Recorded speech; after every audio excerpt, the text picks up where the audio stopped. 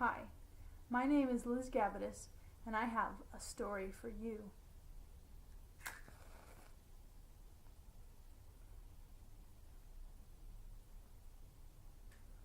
This is a story called The Rain Lady from Holland. It is by Adele Deleu, and I found it in a book called Ghosts and Spirits of Many Lands by Freya Littledale. I thought it was a great story for October.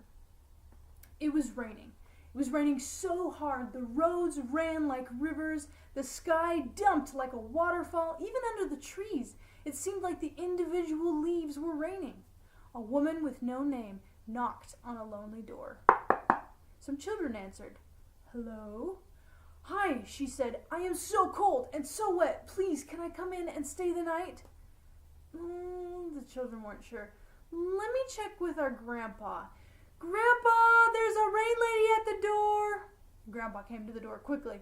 "Hello, hello," he said. Come in, please. You wish to stay the night? That's fine, you may, please do. Although, as long as you don't mind a ghost." "What kind of ghost?" she asked. "It's terrible," he said. "He makes horrible noises every night. First, we hear his terrible rasping breathing.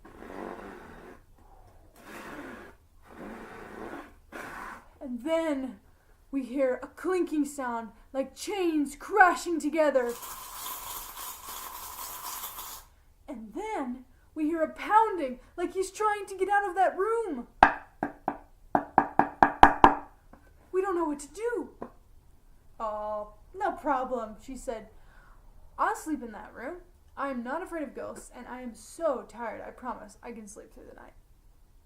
So they led her up to the room. "Oh, this is beautiful," she said. "Look at this huge window. It has this enormous windowsill. It's so long and so wide I could sit and stare out over the countryside for hours on end."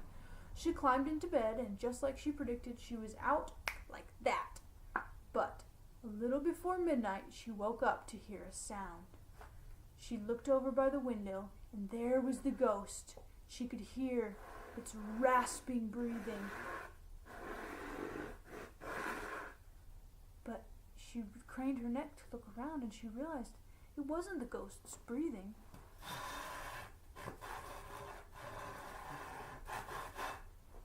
It was sawing. The ghost was sawing at the windowsill. She watched it, and soon she heard that clinking noise.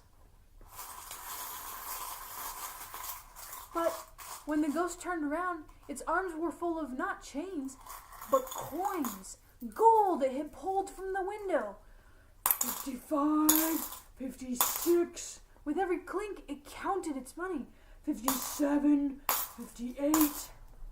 Then the clock struck midnight. "No!" The ghost started howling. It threw all the money back from the windowsill. And suddenly that pounding started.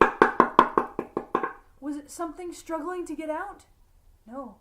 It was the ghost hammering, trying to close the windowsill back up as fast as it could. At the last stroke of midnight, the ghost disappeared.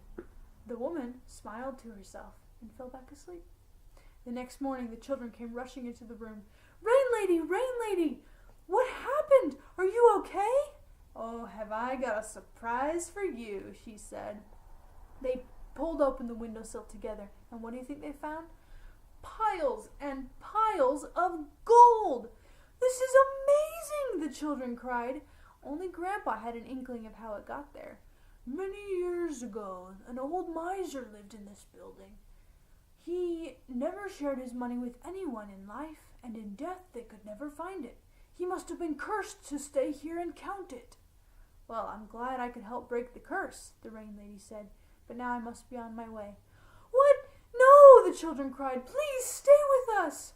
"Yes," Grandpa said. "Please stay as a thank you for helping us." "I would love to," the Rain Lady said, but she was already headed out the door. But rain can never stay still. With every step, she faded into the rain until she disappeared completely.